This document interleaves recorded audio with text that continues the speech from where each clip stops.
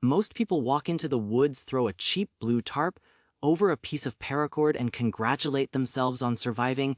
They haven't built a shelter, they have built a nylon wind sail that will flap them to the brink of insanity before hypothermia actually finishes the job. If you think tying a knot makes you an engineer, you are going to have a very cold, very short night. Nature is a bully. It pushes, it pulls, and it relentlessly scans for the weakest point in your design. If that weak point is directly above your head, gravity will introduce itself to your skull with zero hesitation. We are going to stop building forts like 6-year-olds and start building structures like engineers. This is the physics of not getting crushed by your own roof. The wilderness is not a campground. It is a chaotic system of forces. You are dealing with wind, load, snow, load, hydraulic pressure, and the relentless patient pull of gravity. Your enemy is not just the cold air, your enemy is geometry. Most amateur survivors try to build squares. They lash 4 sticks together in a cube and drape a poncho over it. In engineering terms, a square is a mechanism, not a structure. Push on the corner of a square, and it collapses into a flat rhombus. It has zero structural rigidity. If you build a square lean to, you are relying entirely on the friction of your terrible knots to keep the roof up. Knots slip, wood shrinks when it dries. Friction is a fair weather friend. You need a shape that doesn't care about your knot. Tying skills, you need a triangle.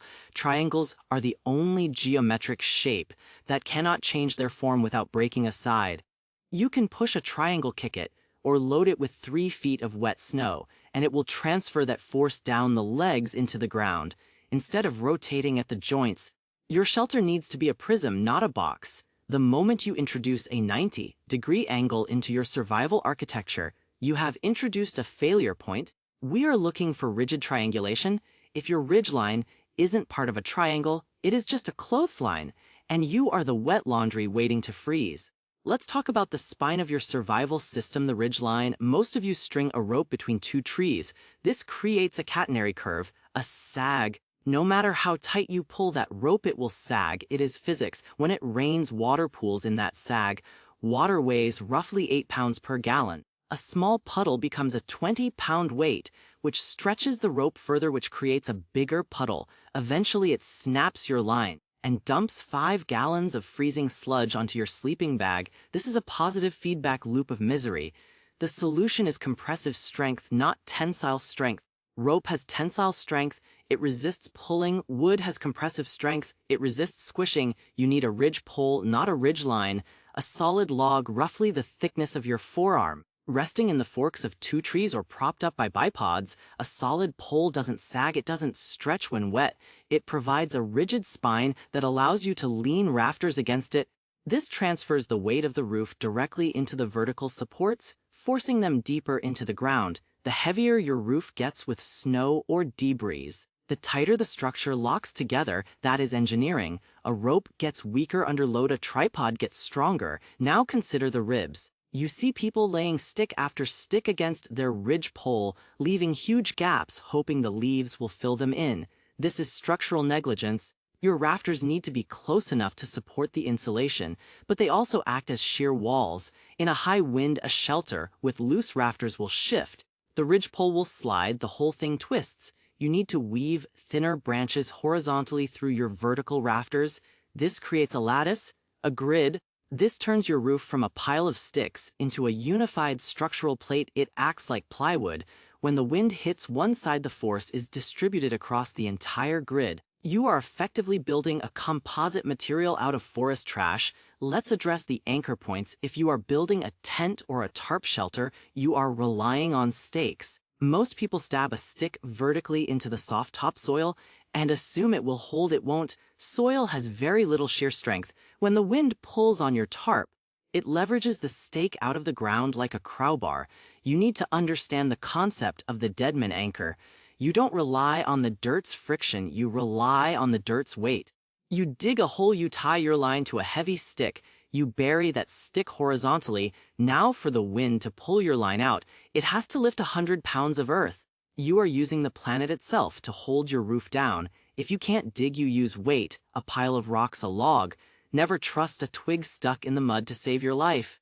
The biggest mistake is ignoring aerodynamics. You walk into a clearing, you feel a breeze, and you build your shelter blocking it wrong, the wind shifts, the wind swirls. If you build a three-sided shelter, a classic lean, 2, you have built a wind scoop. If the wind changes 180 degrees, it enters the open mouth of your shelter, gets trapped, builds pressure, and lifts the roof off from the inside. It's the same physics that allows airplanes to fly, Bernoulli's principle. You do not want your shelter to generate lift. You want it to generate downforce. This is why the A-frame or the debris hut is superior. It is aerodynamic. It offers a slanted profile to the wind from all directions. The wind hits the wall and pushes it down, anchoring it firmer into the earth. You want to be a limpet, not a kite. Let's talk about the debris hut, the cockroach of survival shelters.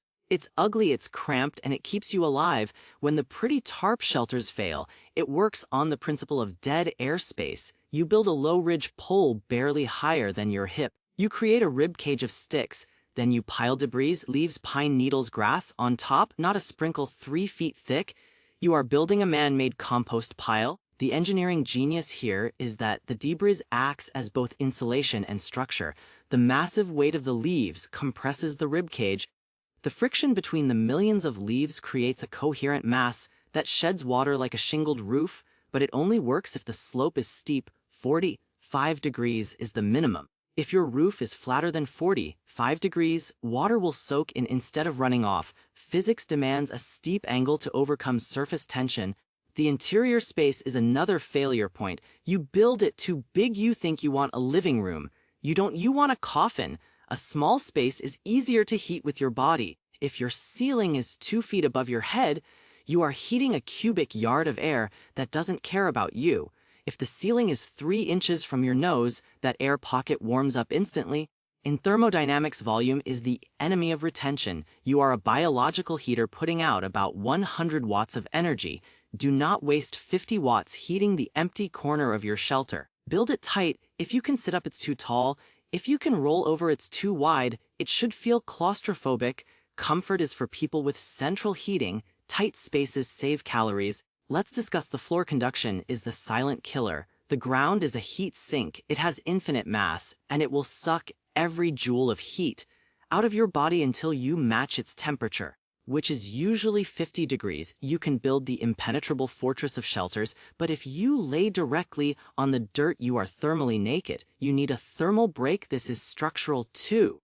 A bed of boughs acts as a spring. It lifts you off the mud. It creates air pockets. Air is the insulator. The material just holds the air in place. You need 6 inches of compressed material beneath you. If you can feel the hard ground, you have failed the engineering test.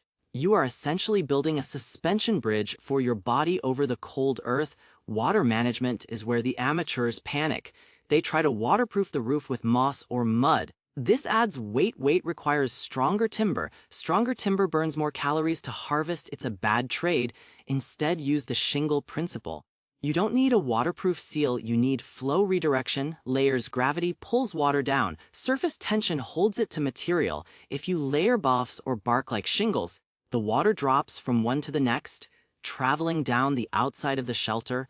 The moment a stick penetrates through the layers to the inside, it becomes a conduit. It's a wick. It draws the rain right onto your face. Inspect your ceiling. If you see a stick poking through, snap it off. A smooth interior ensures that condensation runs down the walls, not drips on your head. Snow load is the final exam. Snow is heavy. Wet snow can weigh 20 pounds per cubic foot. A small shelter might have to support 1,000 pounds of white death by morning. If you built a flat roof, you are dead. If you built a low-angle lean-to, you are dead. You need a pitch so steep the snow slides off 60 degrees.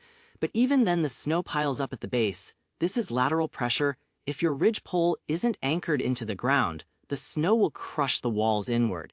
Your ribs need to be buried in the dirt, not just resting on top. You need a foundation. But there is a psychological layer to structural engineering that most people ignore. Security through chaos. If your shelter looks like a perfect geometric house, it stands out. Straight lines do not exist in nature. A perfect triangle is a beacon to other desperate humans. You need to break up the silhouette. Once the structure is sound, you need to ruin the aesthetic. Drag irregular branches over the top. pile brush in random non-geometric patterns nearby. You want your shelter to look like a wind-blown pile of trash, not a habitat. This is visual engineering. If a looter scans the woods, his eye should slide right past you. You are hiding in plain sight, protected by the assumption that nobody would live in a debris pile. Structural rigidity is not about muscle, it's about math. It's about triangles, slopes, friction, and compression. The woods are full of chaotic forces trying to flatten you. Your job is to organize the chaos into a shape that redirects those forces around you. You want the wind to slide over you. You want the rain to run off you. You want the gravity to lock your walls tighter together. A good shelter doesn't fight the storm. It uses the storm's energy to settle into the earth. Stop building forts. Stop hanging tarps like birthday streamers. Build a machine that keeps the outside out and the inside in, because when the sun goes down and the temperature drops, the only thing separating you from the void is a pile of sticks and your understanding of physics. Make sure both are solid.